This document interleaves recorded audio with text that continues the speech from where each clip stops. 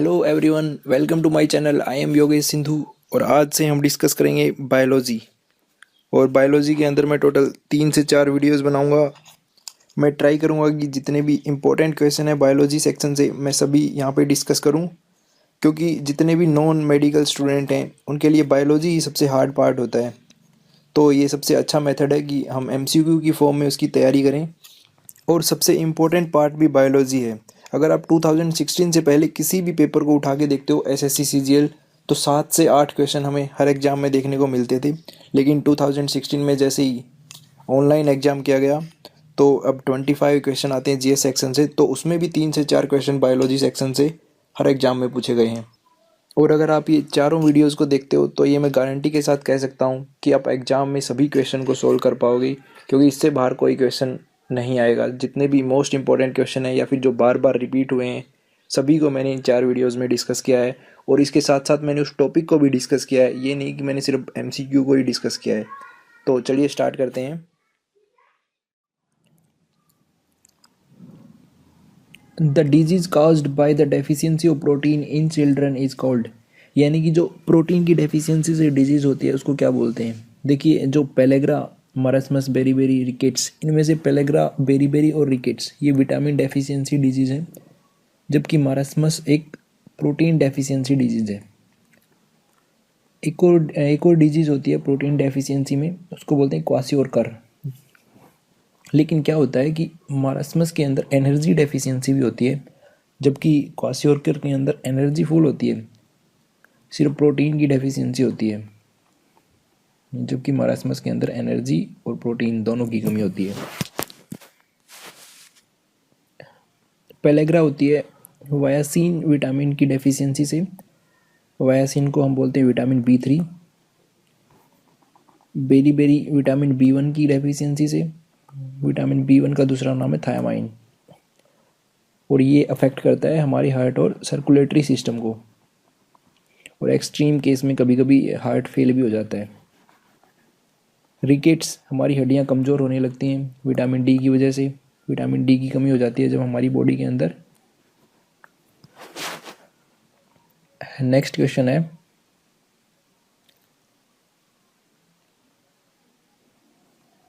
Plant receive there nutrients mainly from.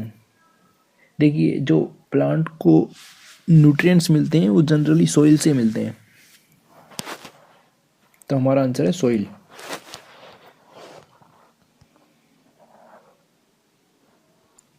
Next है, what is the movement of cell against concentration gradient is called. तो against the concentration gradient होता है active transport, यानी कि low concentration से high concentration की तरफ, जबकि हाई टू लो होता है पैसिव ट्रांसपोर्ट। और एक और देखते हैं हम, पैसिव ओस्मोसिस। ओस्मोसिस होता है सोलवेंट का मूवमेंट होता है लो कंसंट्रेशन से हाई कंसंट्रेशन की तरफ। और हाई कंसंट्रेशन यानी कि सोल्यूट की कंसंट्रेशन जहाँ पे हाई होती है वहाँ पे सोलवेंट का मूवमेंट होता है एक सेमी परमिएबल मेम्ब्रेन के थ्रू। जैसे कि ग्रेप्स हैं, अगर ग्रेप्स को हम एक पानी के अंदर रख देते हैं तो वो फूल जाते हैं, यानी कि जो पानी की कंसंट्रेशन है, सोल्यूट कंसंट्रेशन है, वो ग्रेप्स से कम है, इसलिए पानी ग्रेप्स के अंदर फ्लो करता है, और इसको हम बोलते हैं एंडो ओस्मोसिस। और दूसरा इसके विपरीत, अगर हम ग्रेप्स को साल्ट वाटर के अंदर रख देते हैं तो वो सिकुड़ जाते हैं। इसका जो मेन रीज़न है, अब साल्ट वाटर की कंसंट्रेशन जो है वो ग्रेप्स के अंदर सोल्यूट कंसंट्रेशन से ज़्यादा है, इसलिए सोलवेंट का फ्लो होगा ग्रेप्स से पानी की तरफ, और इसको हम बोलते हैं एक्जोस्मोसिस। इसके अंदर ग्रेप्स सिकुड़ जाते हैं। डिफ्यूजन गैसेस के अंदर होता है हाई कंसंट्रेशन से लो कंसंट्रेशन की तरफ, तो इसका आंसर है एक्टिव ट्रांसपोर्ट। नेक्स्ट क्वेश्चन है, photosynthesis generally take place in which part of the plant. देखिए, फोटोसिंथेसिस के अंदर क्या होता है, प्लांट CO2 और सनलाइट की हेल्प से अपना फूड प्रिपेयर करते हैं, और ये जनरली होता है ग्रीन पार्ट के अंदर। लेकिन क्लोरोप्लास्ट एक प्लांट प्लास्टिड है और इसके अंदर होता है क्लोरोफिल, और फोटोसिंथेसिस होता है क्लोरोफिल के अंदर। तो इसका आंसर है leaf and other chloroplast bearing parts. Next question है प्लांट साइंथेसिस प्रोटीन फ्रॉम। देखिए प्रोटीन एक एमिनो एसिड की चेन होती है, तो प्लांट और एनिमल दोनों के अंदर प्रोटीन बनते हैं एमिनो एसिड से। नेक्स्ट है plant absorb dissolved nitrogen from the soil in the form of. Nitrogen की मात्रा हमारे एटमॉस्फेयर में 78%, लेकिन ये गैसियस फॉर्म में होती है और प्लांट कभी भी गैसियस फॉर्म में नाइट्रोजन को एब्जॉर्ब नहीं करते। पहले साइनोबैक्टीरिया की हेल्प से नाइट्रोजन का फिक्सेशन होता है एमोनिया के अंदर, फिर एमोनियम आयन को नाइट्राइट और नाइट्रेट में कन्वर्ट करते हैं नाइट्रोसोमोनस और नाइट्रोबैक्टर बैक्टीरिया। तो प्लांट एब्जॉर्ब करते हैं या तो नाइट्राइट की फॉर्म में या फिर नाइट्रेट की फॉर्म में। और जैसे ही प्लांट के अंदर नाइट्रोजन का काम पूरा हो जाता है, फिर डिकम्पोजिंग बैक्टीरिया अपना काम स्टार्ट करते हैं और ये क्या करते हैं, नाइट्राइट को वापस से एमोनिया में कन्वर्ट करते हैं। इसको बोलते हैं एमोनिफिकेशन। और फिर वापस एमोनिया से नाइट्रोजन में कन्वर्ट किया जाता है और इसको बोलते हैं डीनाइट्रिफिकेशन, यानी कि वापस एमोनिया से नाइट्रोजन में कन्वर्ट होना। नेक्स्ट क्वेश्चन है इनमें से कौन सी गैस हीमोग्लोबिन के साथ जल्दी रिएक्ट करती है? Carbon monoxide, methane, oxygen, nitrogen oxide. देखिए जो कार्बन मोनोऑक्साइड होती है वो हीमोग्लोबिन के साथ ऑक्सीजन से भी जल्दी कंबाइन होती है और एक मॉलिक्यूल बनता है कार्बोऑक्सी हीमोग्लोबिन। और इससे क्या होता है कि आरबीसी की जो ब्लड कैरिंग कैपेसिटी है वो कम हो जाती है। तो हमारा आंसर है कार्बन मोनोऑक्साइड। नेक्स्ट है human blood is a viscous fluid due to. देखिए ब्लड विस्कोसिटी होती है रेजिस्टेंस ऑफ ब्लड या फिर स्टिकीनेस ऑफ ब्लड, और ये डिपेंड करता है प्लाज्मा प्रोटीन और टाइप्स ऑफ प्रोटीन के ऊपर। तो हमारा आंसर है protein in the blood. Next है what would happen if the human blood become acidic. अगर ह्यूमन ब्लड एसिडिक हो जाएगा तो हीमोग्लोबिन की ऑक्सीजन कैरिंग कैपेसिटी जो है कम हो जाती है। तो हमारा आंसर है oxygen carrying capacity of the haemoglobin is decrease second. अच्छा ह्यूमन ब्लड का जो पीएच होता है वो 7.35 से 7.45 की रेंज में होता है, ये हमें ध्यान रखना है। पीएच ये क्वेश्चन भी कई बार पूछा जाता है कि ह्यूमन ब्लड का पीएच कितना होता है। नेक्स्ट क्वेश्चन है the richest source of vitamin D is cheese, milk, spinach, code liver oil. Vitamin D हमें मिलता है एक तो सनलाइट से। देखिए सनलाइट से हमें विटामिन डी डायरेक्ट नहीं मिलता, विटामिन डी होता है कोलेस्ट्रॉल का डेरिवेटिव। तो हमारी स्किन के अंदर जो कोलेस्ट्रॉल होता है सनलाइट उसको विटामिन डी में कन्वर्ट करने में हमारी हेल्प करती है। और दूसरा विटामिन डी हमें मिलता है fatty fish, meat, liver oil या फिर मिल्क से भी थोड़ा बहुत मिलता है, लेकिन इसका आंसर है कोड लीवर ऑयल। तो विटामिन डी हमें मिलता है एक तो सनलाइट से और दूसरा कोड लीवर ऑयल। नेक्स्ट है which of the following test help in the diagnosis of cancer. Cancer के लिए टेस्ट होता है बायोप्सी टेस्ट, और इसके अंदर क्या होता है कि जो सस्पिशियस सेल होती है उसका एक सैंपल लिया जाता है एक्सरे और नीडल की हेल्प से, फिर उसको लेबोरेटरी के अंदर एग्जामाइन करते हैं, इसको बोलते हैं biopsy test. The compound used in the anti malarial drug is. तो क्लोरोक्विन एक ड्रग है जो कि मलेरिया के अंदर यूज़ किया जाता है। एक और ड्रग होता है जो मलेरिया के अंदर यूज होता है, वो होता है क्विनाइन, और क्विनाइन हमें प्राप्त होता है बार्क ऑफ चिनकोना ट्री से। क्विनाइन। नेक्स्ट है इनमें से कौन सा एक स्किन डिजीज है? Rickets, osteomalacia, anaemia, pellagra. Rickets है बोन से रिलेटेड डिजीज़, ये विटामिन डी की कमी से होती है, हमारी जो हड्डियां हैं वो कमज़ोर होने लगती हैं। ओस्टियोमेलेसिया ये भी बोन से रिलेटेड डिजीज़ है। एनीमिया आरबीसी की मात्रा कम हो जाती है। पेलेग्रा एक स्किन डिजीज़ है और ये होता है निएसिन विटामिन की डेफिशिएंसी से। निएसिन कौन सा विटामिन को बोलते हैं हम? Vitamin B3। इसके अंदर हमारी स्किन जो है फट जाती है या फिर रैसेज हो जाते हैं। तो आंसर है पेलेग्रा। नेक्स्ट क्वेश्चन है, which one of the following is an enzyme. इनमें से कौन सा एक एंजाइम है। देखिए सोमेटोट्रोपिन, ग्लूकागोन और इंसुलिन, ये तीनों हार्मोन है, जबकि ट्राइप्सिन एक एंजाइम है। सोमेटोट्रोपिन ग्रोथ हार्मोन है और इंसुलिन और ग्लूकागोन दोनों जो पेनक्रियाज के अंदर एंडोक्राइन पार्ट होता है उससे रिलीज होते हैं। इंसुलिन का काम होता है ग्लूकोज को ग्लाइकोगन में कन्वर्ट करना और ग्लूकागोन का काम इंसुलिन के ठीक विपरीत, ये जब हमारी बॉडी के अंदर ग्लूकोज की मात्रा कम हो जाती है तो ये ग्लाइकोगन को ग्लूकोज में वापस से कन्वर्ट करता है। और ट्राइप्सिन हमारी हेल्प करता है प्रोटीन डाइजेशन में, ये प्रोटीन को पेप्टोन में कन्वर्ट करता है और फिर आगे चल के इंटेस्टाइन के अंदर पेप्टोन जो हमारी ब्लड स्ट्रीम के अंदर एब्जॉर्ब होते हैं।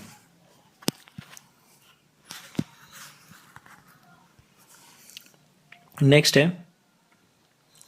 The deficiency of which of the following leads to dental caries. Dental caries होता है टूथ डिके और ये होता है फ्लोरीन की कमी से। जैसे ही शुगर रिच डाइट हमारे माउथ के अंदर एंटर करती है तो हमारे माउथ में ऑलरेडी बैक्टीरिया होते हैं और वो बैक्टीरिया शुगर के साथ रिएक्ट करते हैं और एक एसिड रिलीज होता है और वो एसिड हमारे जो टूथ का अपर पार्ट होता है उसको हम इनेमल बोलते हैं और ये इनेमल बना हुआ होता है कैल्शियम और फॉस्फेट से। अब ये एसिड जाके उस कैल्शियम और फॉस्फेट को रिड्यूस करता है, जिसकी वजह से हमारा जो इनेमल पार्ट है वो घिसना स्टार्ट हो जाता है और इसको हम बोलते हैं डीमिनरलाइजेशन। और टूथ डिके से बचने के लिए हम टूथपेस्ट में फ्लोराइड को ऐड करते हैं, तो इसका आंसर है हमारा फ्लोराइन। नेक्स्ट क्वेश्चन है, healing of wounds is hastened by vitamin. तो हीलिंग ऑफ वुंड में कौन सा विटामिन हमारी हेल्प करता है। आंसर है विटामिन सी। विटामिन सी क्या करता है कि ये विटामिन B1 को एब्जॉर्ब करने में हमारी हेल्प करता है। विटामिन B1 को थायमाइन भी बोलते हैं और थायमाइन हमारी हेल्प करता है न्यू टिश्यू फॉर्मेशन में, जबकि कॉफ़ी और टी थायमाइन एब्जॉर्प्शन को रिड्यूस करते हैं। तो हमारा आंसर है विटामिन सी। और विटामिन के क्या करता है, ब्लड क्लॉटिंग में हमारी हेल्प करता है। यहाँ पे कंफ्यूज नहीं होना, हीलिंग ऑफ वुंड्स में हेल्प करता है विटामिन सी, जबकि ब्लड क्लॉटिंग में जो एक क्लॉट बनता है, थ्रेड लाइक स्ट्रक्चर होता है ब्राउन कलर का, जहाँ पे कट लगता है उसके ऊपर, उसको बोलते हैं ब्लड क्लॉट। तो ब्लड क्लॉटिंग में हेल्प करता है विटामिन के। नेक्स्ट क्वेश्चन है, carotene in Indian cow's milk cause. देखिए जो काउ मिल्क येलो कलर का होता है वो कैरोटीन की वजह से होता है। कैरोटीनॉइड जो होता है वो विटामिन ए का प्रीकर्सर भी होता है इसलिए, और विटामिन ए हमें मिलता है वेजिटेबल्स या फिर ग्रीन वेजिटेबल से। तो कैरेट के अंदर भी कैरोटीनॉइड्स होते हैं। नेक्स्ट है, which is responsible for the process of cell division. Cell division के अंदर क्या होता है, एक सेल से 2 सेल बनती हैं, 2 से 4, और ये होता है मिटोसिस के अंदर। इसके अंदर क्रोमोसोम का रेप्लिकेशन भी होता है, तो हमारा आंसर है मिटोसिस। फ्यूजन के अंदर क्या होता है कि 2 सेल आपस में फ्यूज होके एक सिंगल सेल बनाती हैं। नेक्स्ट क्वेश्चन है, milk is poor source of calcium, iron, copper, sodium.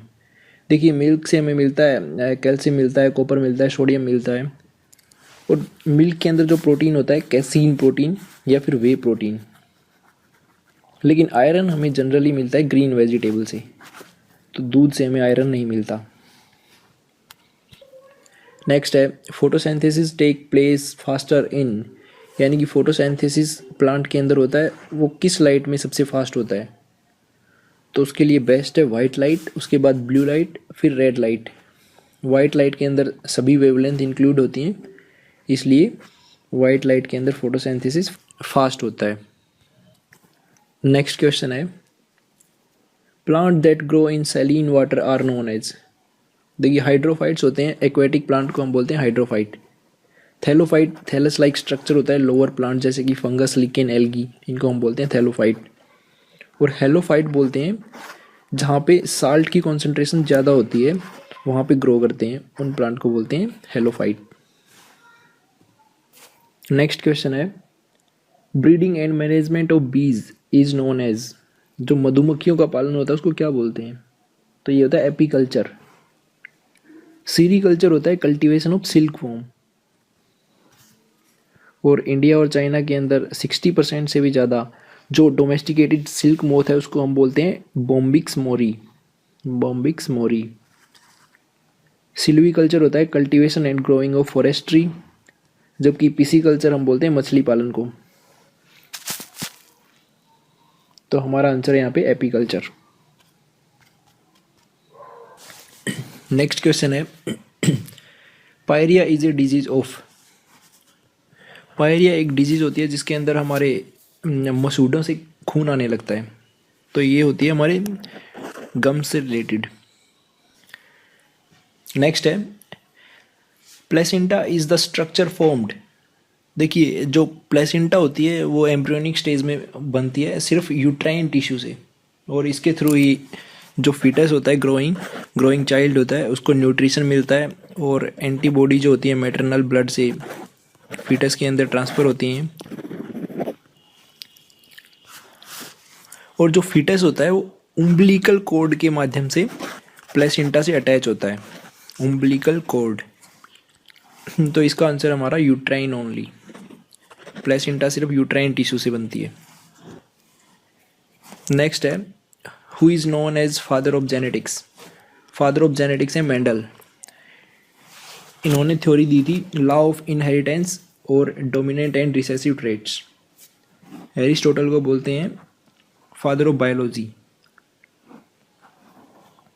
Next है Rafflesia is the biggest flower of the world.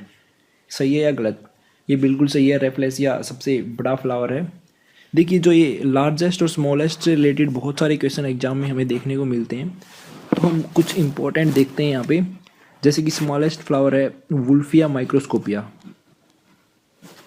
और प्लांट विद लार्जेस्ट लीव वो है विक्टोरिया रीजिया, और लॉन्गेस्ट लीव होते हैं पाम ट्री के अंदर। और हमारे शरीर के अंदर जो बिगेस्ट ग्लैंड है वो है लीवर, और बिगेस्ट एंडोक्राइन ग्लैंड थायराइड, जबकि स्मॉलेस्ट ग्लैंड होती है पिट्यूटरी। ये हमें ध्यान रखना है कि largest gland liver overall, endocrine largest thyroid, जबकि स्मॉलेस्ट ग्लैंड पिट्यूटरी ग्लैंड। और सबसे लार्जेस्ट जो मैमल है वो है एलिफेंट, जबकि पूरे बायोस्फीयर के अंदर लार्जेस्ट मैमल है ब्लू व्हेल, किंतु अर्थ के ऊपर वो है एलिफेंट। और प्लांट विद स्मॉलेस्ट सीड वह ऑर्किड प्लांट। और सबसे बड़ी मसल होती है हिप मसल, या फिर जिसको बटक मसल वो बोलते हैं। इस मसल का नाम होता है ग्लूटियल मसल, और ये 3 मसल से बन के बनती है, ग्लूटियस मैक्सिमस, ग्लूटियस मीडियस और gluteus minimus. Gluteal muscle. Next question है normal human blood is neutral, acidic, alkaline. जो ह्यूमन ब्लड है वो न्यूट्रल होता है, एसिडिक होता है या फिर बेसिक होता है? देखिए जो ह्यूमन ब्लड का पीएच होता है वो स्लाइटली बेसिक होता है, 7.35 टू 7.45 की रेंज में। तो हमारा आंसर है एल्कलाइन। नेक्स्ट क्वेश्चन है phloem tissue is found in. Phloem होता है प्लांट के अंदर जिसके थ्रू ऑर्गेनिक फूड का ट्रांसपोर्ट होता है, और ये एक लिविंग टिश्यू होता है। जबकि जाइलम के थ्रू होता है वाटर ट्रांसपोर्ट, और सम मिनरल भी इसके थ्रू ट्रांसपोर्ट होते हैं, और ये एक डेड टिश्यू होता है। नेक्स्ट क्वेश्चन है myopia is connected with. Myopia हमारी आंखों से रिलेटेड एक डिजीज़ है। इसके अंदर हमें दूर का दिखाई नहीं देता, इसको हम शॉर्ट साइटनेस भी बोलते हैं, और इसको करेक्ट करने का एक ही मेथड है, कनकेव लेंस का हमें यूज़ करना होता है। जैसे ही डिस्टेंट ऑब्जेक्ट से जो लाइट रेज आती हैं वो रेटिना के सामने फोकस हो जाती हैं, जबकि उनको फोकस होना चाहिए रेटिना के ऊपर। तो जैसे हम कनकेव लेंस का यूज़ करते हैं, कनकेव लेंस पहले तो डिस्टेंट रेज को डाइवर्ट करता है, और उसके बाद उनको ठीक रेटिना के ऊपर कन्वर्ज कर देता है। एक और चीज़ हमें यहाँ पे याद रखनी है कि रेटिना के अंदर 2 टाइप की सेल होती हैं, एक होती है रोड सेल और एक होती है कोन सेल। कौन सेल रिस्पॉन्सिबल होती है कलर विजन के लिए, यानी कि हम कलर के अंदर डिफ्रेंशिएट कर पाते हैं सिर्फ कौन सेल की वजह से। और रोड सेल रिस्पॉन्सिबल होती है नाइट विजन के लिए, क्योंकि रोड सेल डिम लाइट में ज़्यादा सेंसिटिव होती हैं कौन सेल की बजाय। नेक्स्ट क्वेश्चन है, the most abundant constituent of atmospheric air is oxygen, hydrogen, carbon, nitrogen. तो एटमॉस्फेयर में सबसे ज़्यादा है नाइट्रोजन 78%, ऑक्सीजन होती है 21% और कार्बन होती है 0.03%।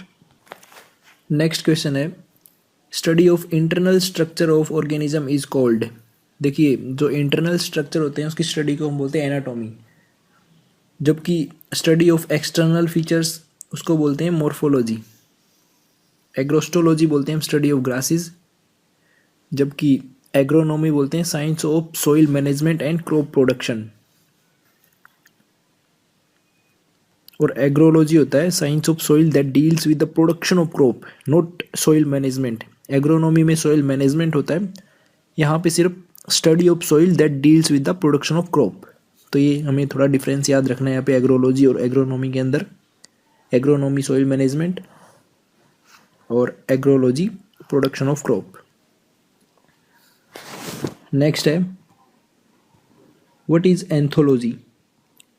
एंथोलॉजी होता है study of flower and flowering plant, जबकि स्टडी ऑफ टिश्यू को हम बोलते हैं हिस्टोलॉजी। स्टडी ऑफ सेल होता है साइटोलॉजी और स्टडी ऑफ फंजाई होता है माइकोलॉजी।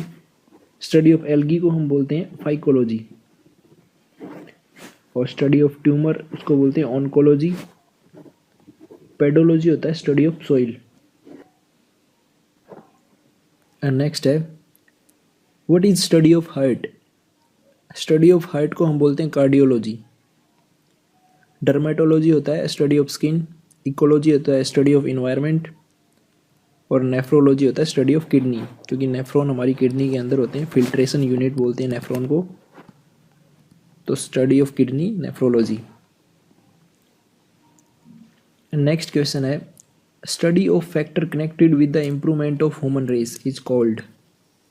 देखिए उसको बोलते हैं हम eugenics. Eugenics means improving genetic quality by breeding, यानी कि जीन को बदल दिया जाता है।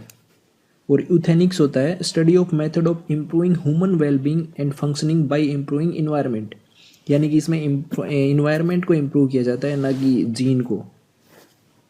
और एम्ब्रियोलॉजी होता है fertilisation of egg, formation of zygote और डेवलपमेंट ऑफ एम्ब्रियो। फर्टिलाइजेशन से लेकर एम्ब्रियो डेवलपमेंट तक उसको बोलते हैं एम्ब्रियोलॉजी। और इवोल्यूशन होता है study of origin of life and formation of new species. Next है, branch of science which deals with the test of breast cancer. तो मेमोग्राफी को बोलते हैं हम test of breast cancer. Mycology होता है स्टडी ऑफ फंजाई, जबकि phycology होता है स्टडी ऑफ एल्गी और morphology study of external structure of plant. Anatomy होता है इंटरनल स्ट्रक्चर की स्टडी और माइक्रोबायोलॉजी होता है study of micro organism like virus and bacteria. Next question है, study of fossils is called. Study of fossils को बोलते हैं प्लेंटोलॉजी। साइकेट्री होता है study of mental disease, treatment of mental disease. Pomology होता है study of fruit and fruits plant. Phycology study of algae. तो हमारा आंसर है पैलेंटोलॉजी। जो फॉसिल्स होते हैं वो डेड रिमेन्स होते हैं लिविंग ऑर्गेनिज्म की। नेक्स्ट है, what is the scientific name of man. जो साइंटिफिक नेम होता है होमो सेपियंस। और राना टिग्रीना ये होता है फ्रॉग के लिए।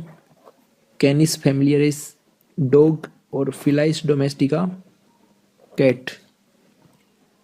मैंगो का साइंटिफिक नेम हम देखते हैं मेंजीफेरा इंडिका। Mangifera indica. और ट्रिटिकम होता है वीट। ये कुछ इंपॉर्टेंट साइंटिफिक नेम है, ये आपको याद रखने हैं। नेक्स्ट है, what is the scientific name of mango. ये हमने ऑलरेडी डिस्कस कर लिया है, मेंजीफेरा इंडिका। बाकी को और देख लेते हैं। बोस इंडिकस होता है काऊ और Musca domestica house fly. Oryza sativa rice. Wheat को हम बोलते हैं Triticum. Thank you for watching. आपको वीडियो कैसा लगा कमेंट करके ज़रूर बताएं। अगर आपको पसंद आए तो सब्सक्राइब ज़रूर करें और शेयर करें। अगर किसी क्वेश्चन से रिलेटेड कोई प्रॉब्लम है तो आप कमेंट कर सकते हैं। आप डायरेक्ट मुझसे व्हाट्सएप और फेसबुक पे कांटेक्ट भी कर सकते हैं। यहाँ पे लिंक दिया गया है, इस पर क्लिक करें। और व्हाट्सएप नंबर है मेरा 957111000345।